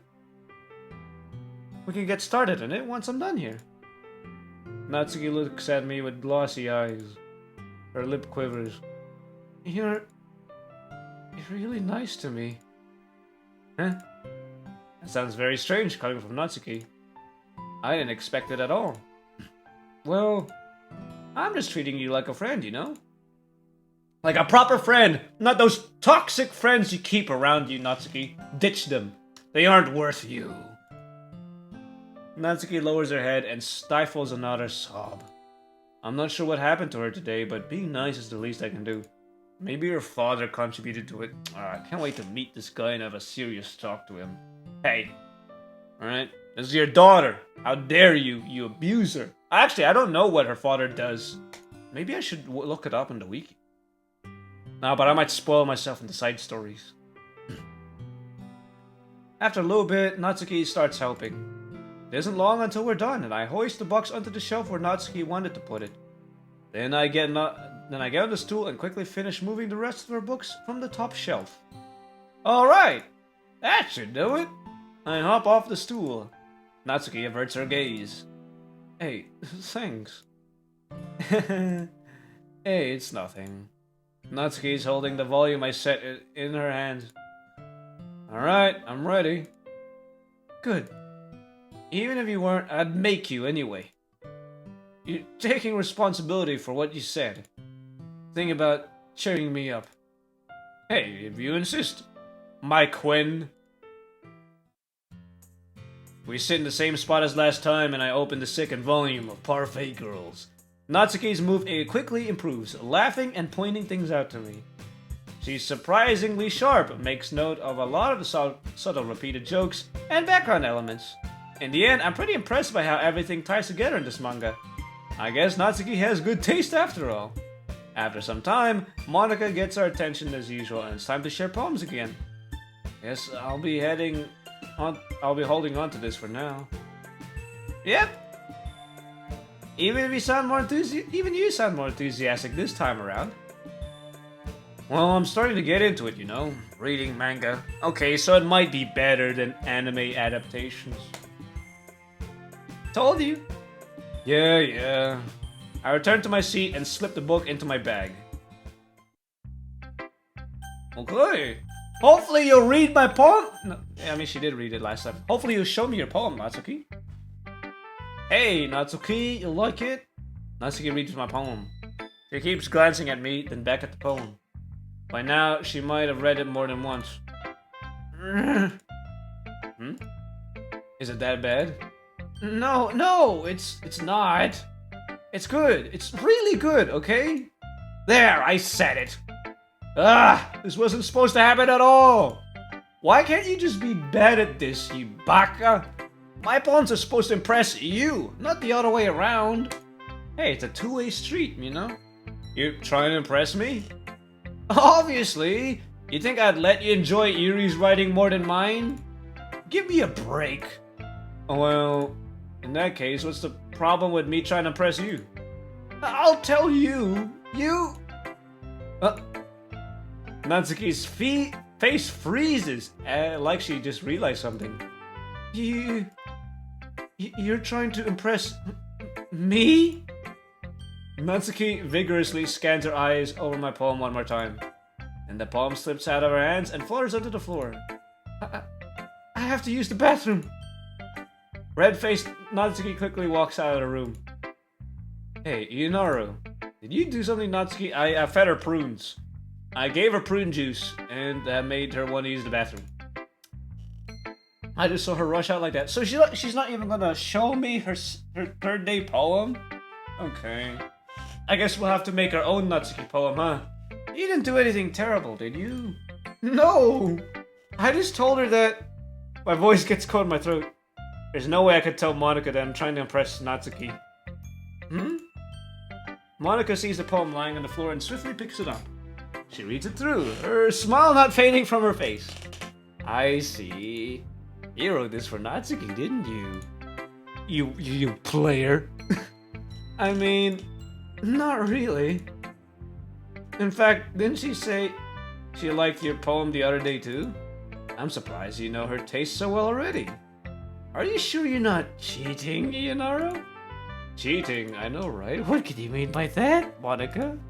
Never mind, I'm just kidding. Haha. No, be transparent to me! I understand you! Well, Ianaro doesn't. Anyway. How do you think Natsuki feels about you? She hates me! Ah, she loathes me! Ooh! She wants me gone, disappeared from this world! Hey! Natsuki comes up and snatches the poem out of Monika's hands. Neither of us have noticed her re-enter the classroom. Did you read this, Monika? Of course! I liked it. You should really stop reading things that aren't for you, you know? You have a real bad habit of doing that. Huh? But Ianaro wrote this poem. And we're supposed to share with everyone, right? Natsuki freezes. She apparently forgot that my poem is technically for everyone to read. Okay, well, I think Ianaro's done sharing his poem with everyone. It's not like anyone would want to read this anyway. In fact, I'm just gonna hold on to this. If you insist. What? Why are you looking at me like that? Like what? Never mind. Natsuki, I can give you a copy. I'll give you the poem, but that's still not very fair to Sayori. She hasn't got to read it yet. So what? Well, I guess Ianaro is right, Natsuki. It's not fair if you let everyone finish reading it. Fine. I'll give it back to you after class. How about that? It's not like she's gonna like it, though. Ah, this is Sayori we're talking about. I can make anything she'll smile, even if she hates it. Anyway, read my poem now. And no, I won't let you keep it. This is my only copy. Ooh, okay. Finally! Amy likes spiders. You know what I heard about Amy? Amy likes spiders. Icky, wriggly, hairy, ugly spiders. That's why I'm not friends with her. Amy has a cute singing voice. I heard her singing my favorite love song. Every time she sang the chorus, my heart would pound the rhythm of the words, but she likes spiders. That's why I'm not friends with her. One time, I hurt my leg really bad. Amy helped me up and took me to the nurse. I tried not to let her touch me. She likes spiders, so her hands are probably gross. That's why I'm not friends with her. Amy has a lot of friends. I always see her talking to people. She probably talks about spiders. One of her friends starts to like spiders too. That's why I'm not friends with her. Doesn't matter if she has other hobbies. Doesn't matter if she keeps it private. Doesn't matter if she doesn't hurt anyone. It's gross. She's gross. The world is better off without spider lovers, and I want to tell everybody. Alright, so this poem is about arachnophobia. No. Okay. After viewing side story number 3, I can understand what this poem means. She's hung around with toxic friends, and maybe one day Amy, or maybe it's not Amy, maybe it's another friend of hers, was a little snake or betrayed Natsuki. Right? They were an awful friend one day, betrayed her, and now Natsuki finds it hard to forgive traitors. And who wouldn't? Like, don't be with disloyal people. Okay, if you know somebody who just hangs around you because they want something from you, and you know that they're gonna turn their back on you and betray you, if they're not loyal, ditch them. They're not worth you, alright? You can find other friends. Yeah. Don't have traitors in your life, guys. Don't have snakes in your life. Ditch them. Not bad, right? It's quite a bit longer than yesterday's. Yesterday's was way too short. I was just, warming up. I'm a pro after all. I hope you don't think it was the best I could do. No, of course not. Anyway, the message is pretty straightforward in this poem. I doubt I have to explain it. Sometimes you can explain complicated issues with much simpler analogies, and it helps people realize how stupid they're being. Like, anyone who would agree with the subject of this poem is an ignorant jerk. Do you know people like that? Of course. It's about how everyone thinks that doesn't matter. It can be about anything. Spiders. I wonder what the spider symbolizes, though. Maybe the spider symbolizes the toxicity, or the fact that they're prickly, ugly, and wrinkly, like her friends. Ooh, I'd like to have a nice talk to them as well. Everyone has some kind of weird hobby or a guilty pleasure. Something that you're afraid to tell. You're afraid if people found out, they'll make fun of you or think less of you. Well, that makes people stupid. Yeah, you tell them, Natsuki. Who cares what someone likes? As long as they're not hurting anybody and it just makes them happy. Who cares what someone likes? As long as they're not hurting anybody and it just makes them happy. I think people really need to learn to respect others for liking weird things. You know what? You're definitely right. Maybe I need to respect Yuri for her little hobbies. At least I can relate to that. I'm sure a lot of people can too. You know what? Yuri needs to listen to you, Natsuki. Then she'll be a little bit more open with sharing her hobbies and whatnot. I'm glad you can appreciate this kind of writing. I mean, I know I was talking about that yesterday, but I've been enjoying sharing my writing with you, so hey, consider yourself lucky, okay? Well, thanks for being honest. That's one thing I can depend on Natsuki for. Honesty. What's that supposed to mean? I'm always honest. Or maybe, actually, no way is Natsuki honest. She actually hides a lot of her feelings. Never mind. Just look forward to tomorrow, okay? Alright, I will.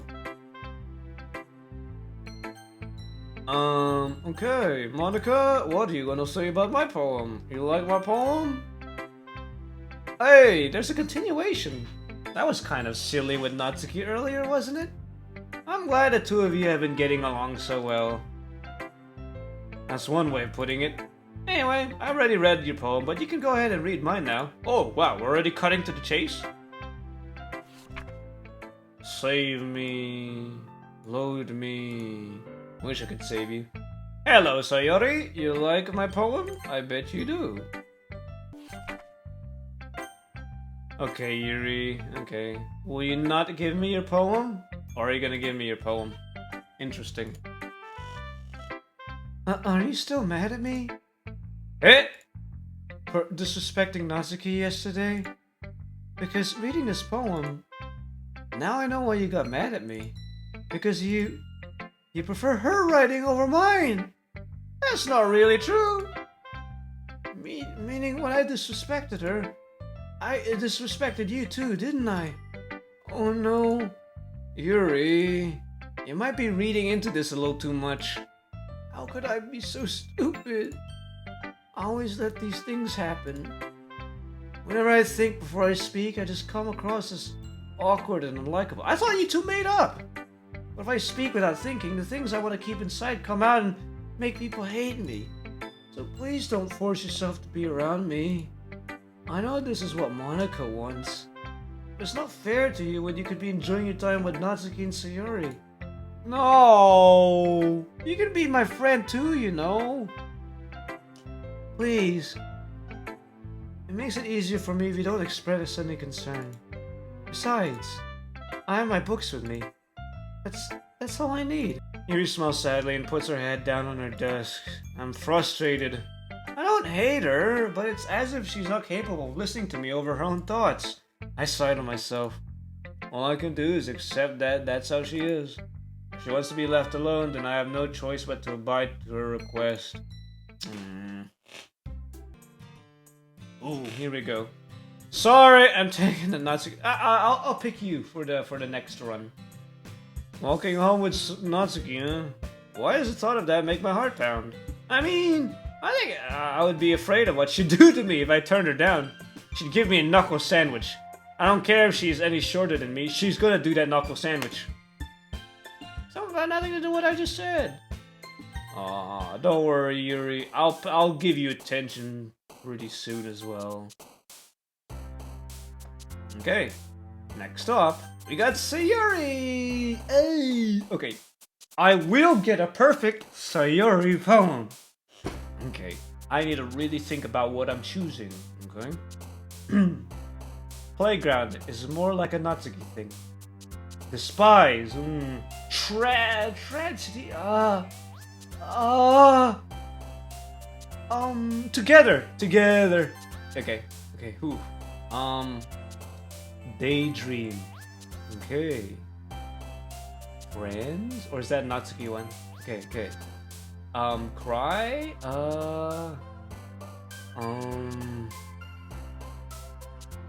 Cry. Okay. Alright. Okay. Laugh? That could be a Natsuki one. Melody? I'll try melody. No! Ooh! Whatever. Let's just keep going.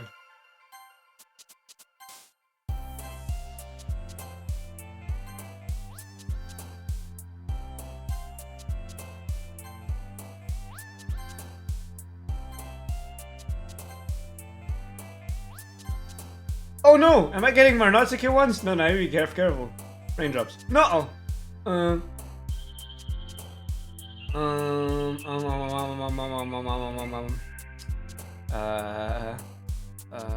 Hurt. You're all about hurt. Happy. Oh no. Oh no! Did I mess up?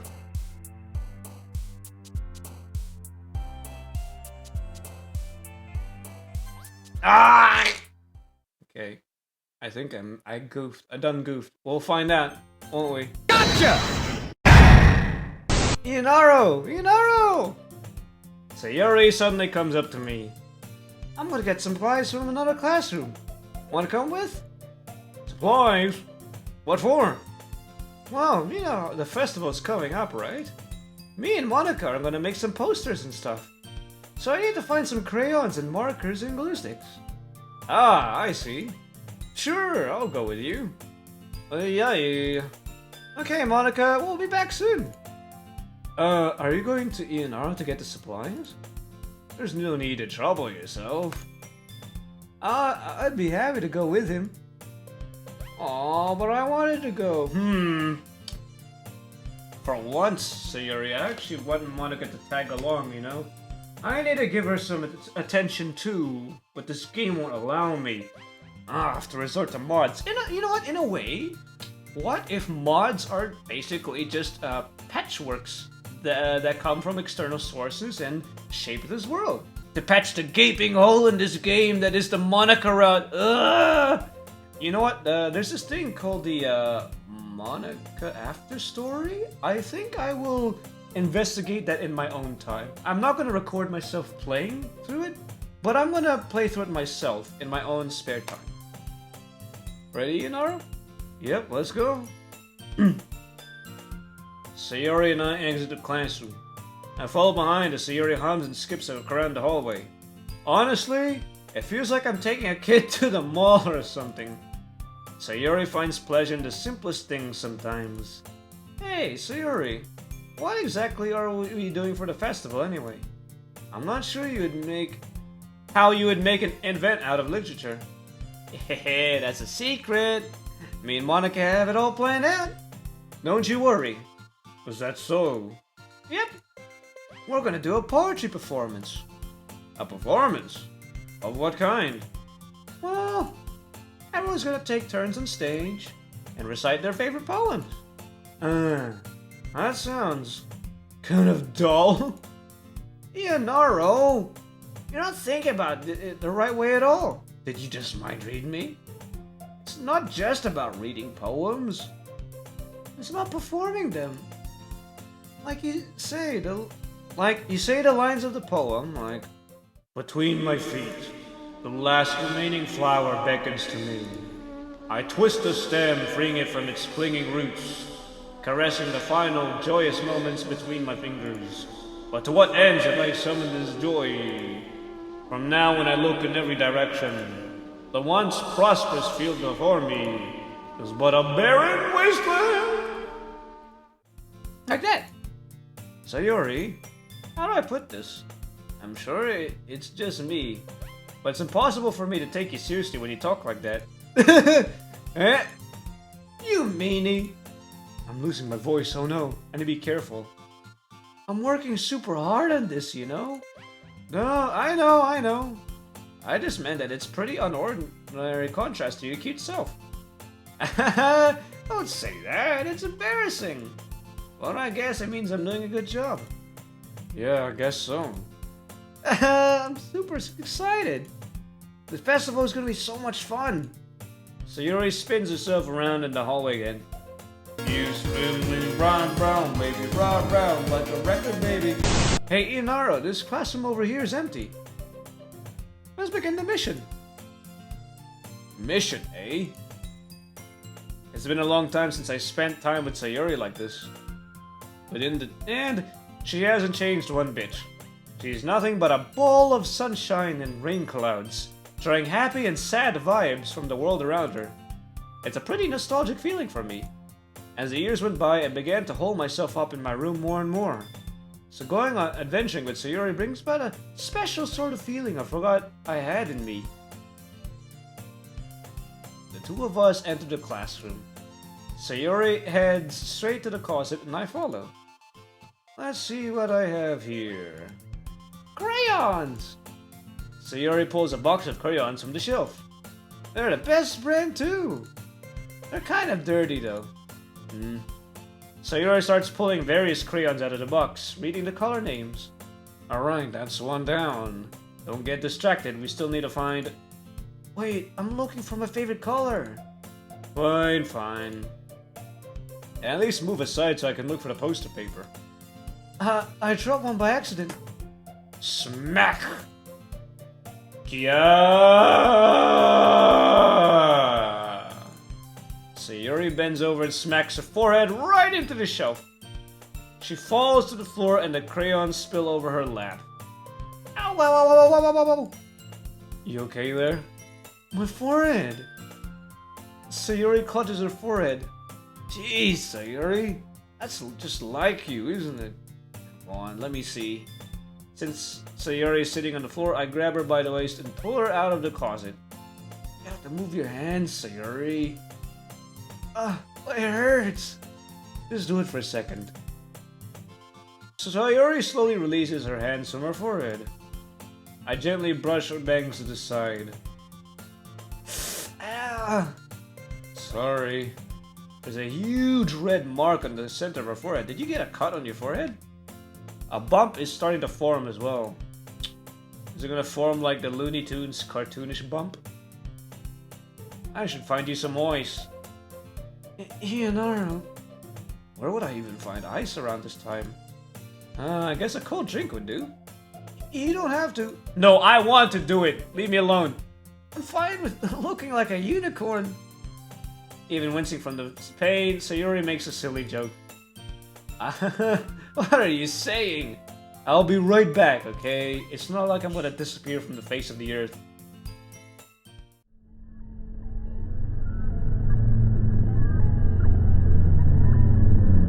Oh no.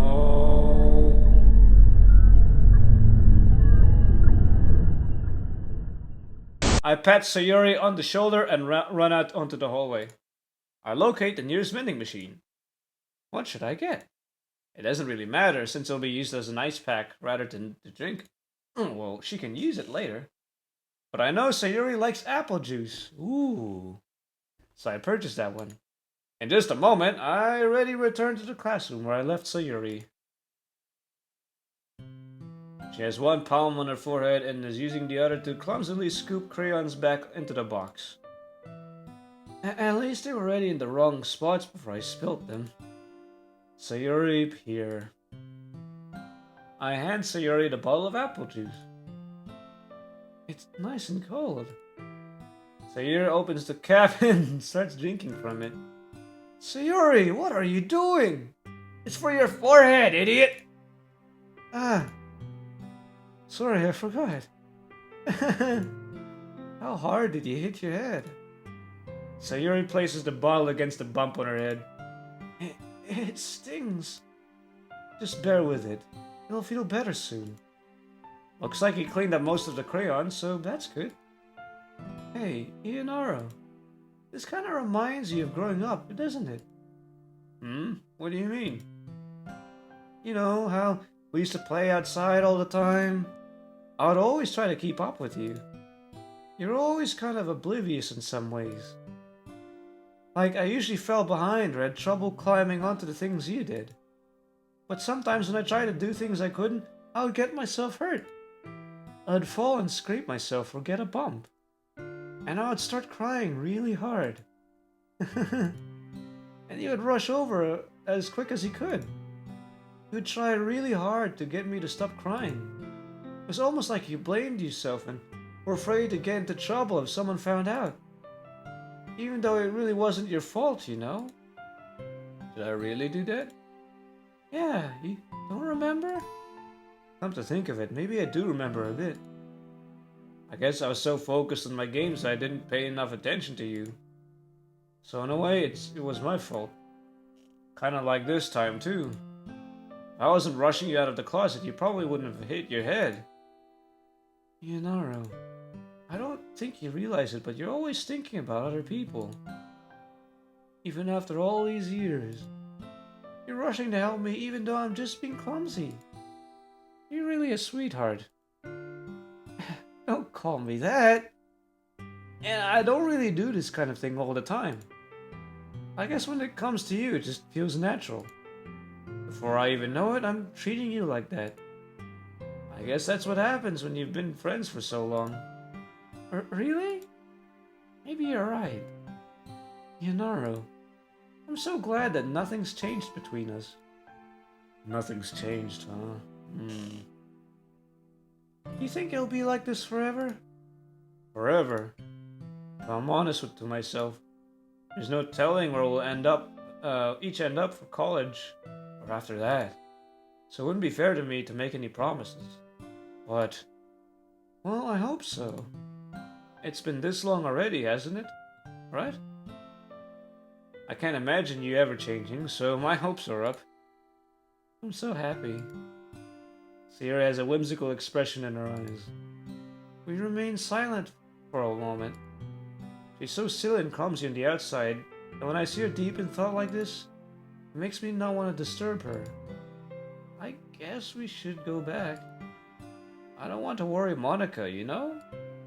Good luck with that. She's gonna see your forehead either way. Not if I hide it under my bangs. Sayuri hops to her feet. Ah! So she clutches her forehead again. Don't stand up so fast after hurting yourself. Well, I guess it's too late now. Anyway, let's go. I follow Sayuri out of the classroom.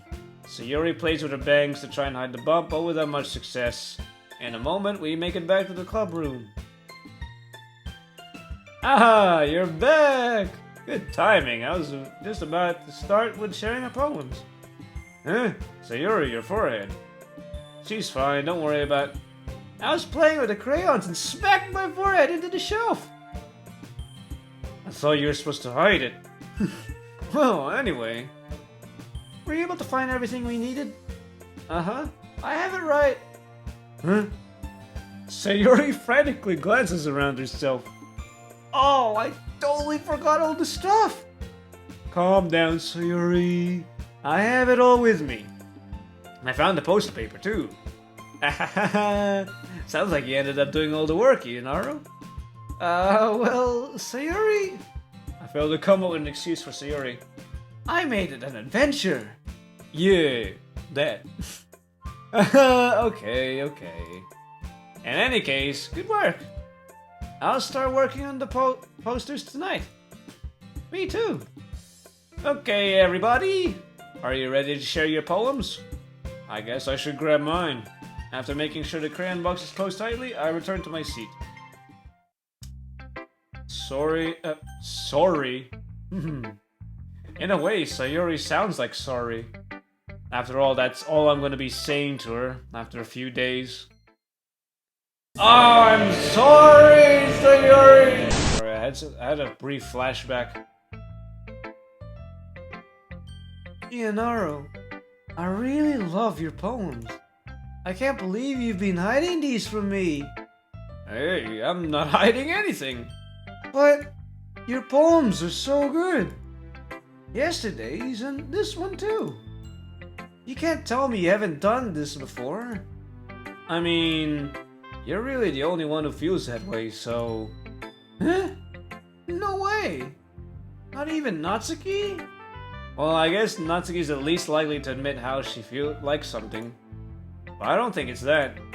What do you mean? Well, I guess I'll be honest about it. It's a lot easier to write poems when I'm thinking about you. Huh?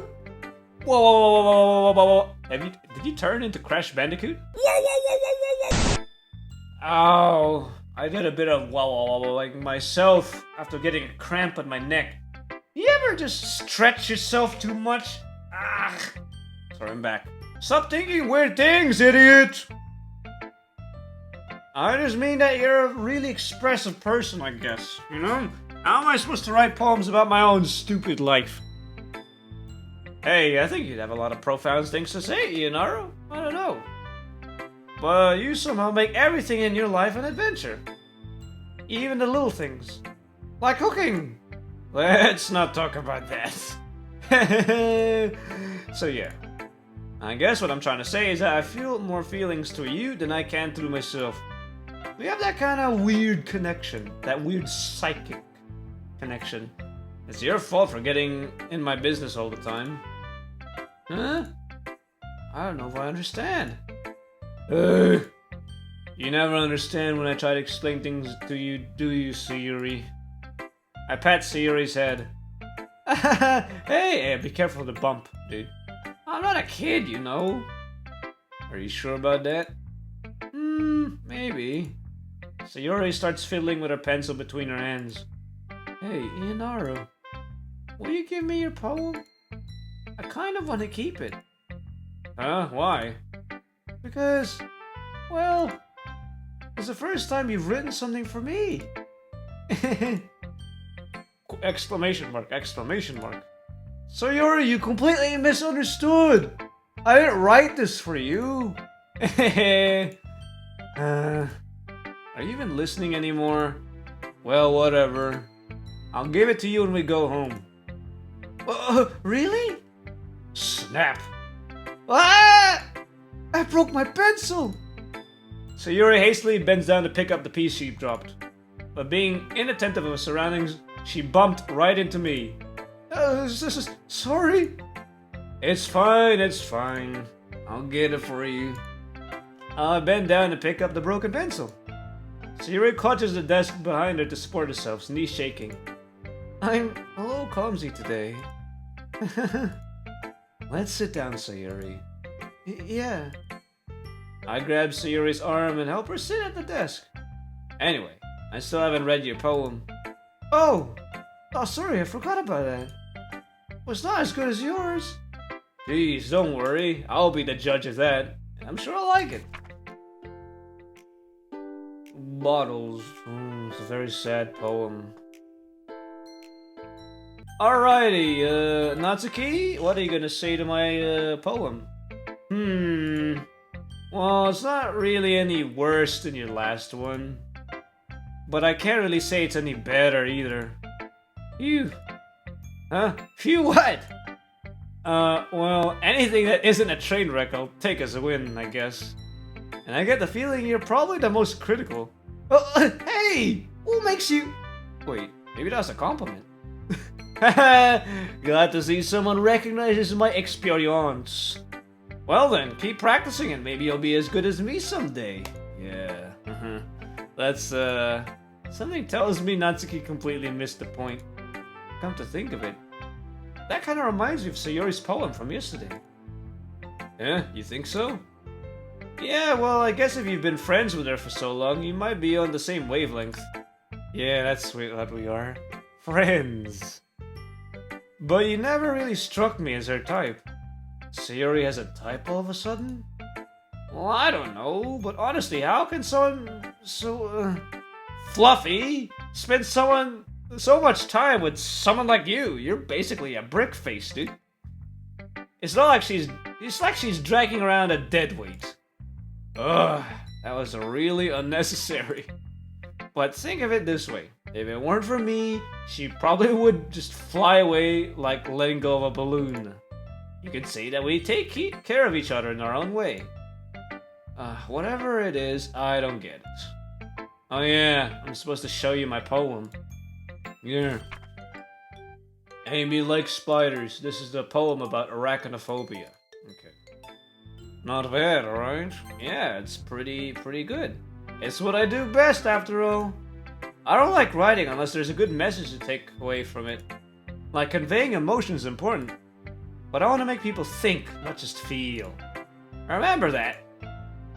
I want to write a good poem for tomorrow, so look forward to it. Okay, Yuri. And then Monica will be last. Let's see what you've written for today. Hold on, Ianaro. Your skills are already improving. Really? Thanks, Yuri. Coming from me, that means a lot. Huh? It's nothing. I'm just happy to help inspire fellow writers. I know you're new to this, so don't worry so much if it seems like you can't get your poem to feel perfect. You don't need to be afraid to be a little more daring. Metaphors can go a long way. Don't feel like you need to work your brain like turning a bunch of gears.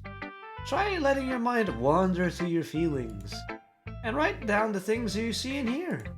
That's one way to truly enable your reader to see into your mind. It's a very intimate exercise. I see. That's certainly an interesting technique. Thank you for sharing. I have an example of that if you'd like to read it. Of course. Is this the poem you wrote for today? Yuri nods and timidly hands me her poem. The Raccoon. Huh, that's funny. Didn't Natsuki also write something about that? About someone being ridiculed for a strange interest? Huh? She did? Yeah. She's talking about how it doesn't matter what you're into as long as you're not hurting anybody. She's right. I mean, does she really feel that way? Yeah. Sounds like you two have that in common. Hey! That's interesting. To me, she seemed like the kind of person who'd make fun of my hobbies. No, I think she'd understand you, Yuri. But I suppose that's my fault for judging, isn't it? No, please don't tell her I said that. Don't worry, I have no reason to. Okay. Well, thank you for sharing it with me. Interesting. Sayori is like a balanced route. You please both Natsuki and Yuri, and even bring them together in a way. So naturally, you think, oh, Sayori must be the best route. But then you try to go to her route, you get more involved with her, and then something happens. Very interesting. It's a nice way of getting the audience to feel really invested in the character, and then all of a sudden to pull the rug under your feet, and then all hell breaks loose. Hey, Monica. It's pretty good. Looks like a Sayori poem. You two are like the dynamic duo. That's kind of exaggerating it. Yeah, probably. But you do spend a lot of time with her in this club, even in this club, don't you? Then again, I don't blame you for being a little shy. I'm not shy, it's just... I'm just teasing. I know it takes a bit of time to make friends with everyone, but Yuri and Natsuki are super interesting people, so don't be afraid to give them their share of time too. Hey, believe me, I've been trying to do that too. And you can talk to me every now and then too. I'm not like unapproachable or anything, am I? I mean, it's not that you're unapproachable, it's like I literally cannot do anything about you, Monica. It sucks. Nah, it's nothing like that. I'm just getting used to being here, that's all. Yeah. I'm sorry if I was putting pressure on you or something. I really didn't mean it like that. Hey, no, don't worry. I get what you're saying. Well, alright. But anyway, you want to read my poem now? Wait, what? Yuri? Okay, well now this time I get to rectify a previous answer. I'll walk home with you, Sayuri, Don't worry, we are we're friends to the very end. Well, that bromance, though. We're bros! You really think I would ditch you for Yuri? Huh? No, but she's so beautiful and smart. I mean, yeah, but that doesn't take away from the fact that we're friends. We're best friends, we're bros! Besides, you always seem to really like going home together. I wouldn't just ruin that for you. You're so silly, Ianaro. You think about me too much sometimes. And you don't think about yourself enough, Sayuri. Sayuri, I've already made up my mind. I really can't figure you out sometimes. Sorry. Besides, what's the point in speculating something that's never gonna happen? The conversation trails off. It's kind of a weird thing for Sayuri to care so much about. But I want to respect her and keep her happy too. And we're here. Save. I'll say that. Well. We're clocking in at around 2 hours. Maybe, hopefully after editing, I'll shorten the amount of time. But yeah. That is day 3. Done and dusted. I've advanced in all 3 routes. Except the Monica route. That's a lost cause. Unless I can find a mod. And yeah. Actually, let me see if there is some extra stuff. Ooh, side stories. Hey. We have 3 more. I think this is the final 3. That's 6. We got balance, we got reflection, and we got self-love. And it's different combinations of characters as well. Well, I'll cover this in another episode, because this one's going to be way too long. Hopefully I can shorten it down to principle. Anyways, it is 7 p.m. apparently. We've got the extra pictures, the extra poems. Oh wait, what? A poem from Sayuri, distributed at special events in the past. There once was a ladybug. It was so small, it took a really long time to crawl from here to there. It was very tiring to fly for too long. Nobody squishes ladybugs because they're cute. Oh. Okay, now I kind of feel bad. As a very destructive kid, I stepped on any kind of insect, including ladybugs. Oof, sorry. Does that make them better than other bugs? Do ladybugs know they're cute? I think they're too preoccupied with bug things. And so the ladybug crawled around and did bug things. This story wasn't really going anywhere, but I know you don't mind. I hope you think it's nice for being there anyway. Like ladybug. Like this ladybug. The one who clings like a doof onto your sleeve because it knows you won't squash it. If it doesn't bug you, will you stay a while? You know what? I will stay a while. I like that ladybug. We got the new extra CG scenes. Oh, and more sketches. What is this? A sketch page by David Evelyn to test and compare different hairstyles for Sayuri. She was gonna have long hair? My gosh. In Act 1. Okay. Alright. What about files? Mate, I have these files. How am I gonna use them? Internal? Okay. What am I doing here? 3, 3. No. 1, 2, 3. Wait, what? Track 6 name ideas. Unable to open tracks number 6 name ideas. Unknown error. Please try again later. What? So these are like secrets hidden in these folders. 3, 2, 1. Nothing. Okay. 3, 0, 0. Okay, I want to do this in my own time. But yeah.